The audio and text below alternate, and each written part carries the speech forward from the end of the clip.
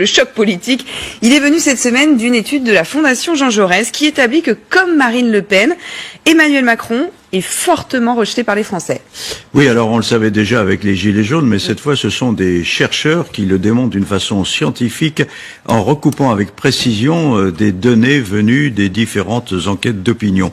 Depuis la finale présidentielle de 2017, la France est dominée par deux protagonistes politiques qui bénéficient de la ferveur d'une minorité, mais qui déclenchent l'hostilité d'une majorité résolue ou désabusée.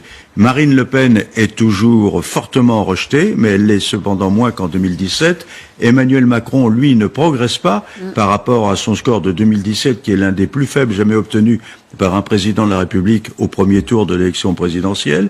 Et il n'est plus perçu comme étant celui qui était capable de fracturer les barrières idéologiques pour emmener la France vers la modernité et vers la conquête. Au contraire, il suscite maintenant le rejet qui n'existait pas en 2017. Pourquoi alors? Quelles en sont les raisons?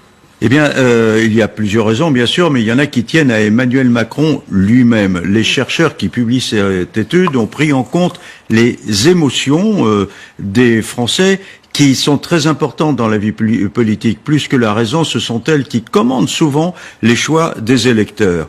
Or, quand on les interroge sur Emmanuel Macron, les premières émotions qui viennent à l'esprit des Français sont d'une grande virulence, incroyable même. Il mentionne la colère, le désespoir et même le dégoût et la honte. Cela vient probablement de l'incapacité d'Emmanuel Macron à susciter de l'empathie à l'égard des Français. Il s'exprime le plus souvent en cérébral, qui apparaît distant.